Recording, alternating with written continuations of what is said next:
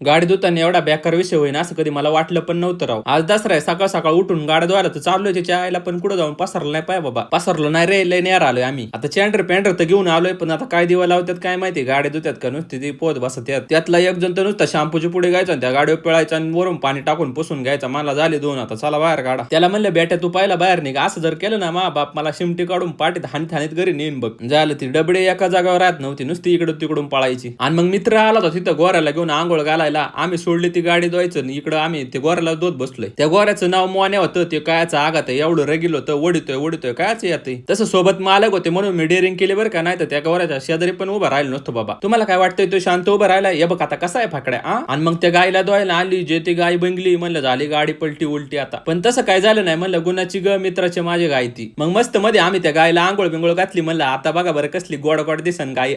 मी आपलं मस्त मध्ये गायला धुत होतो तेवढं त्यांचा जंगी आकडा सुरू झाला. म्हणलं ए टाळू पडन एखादा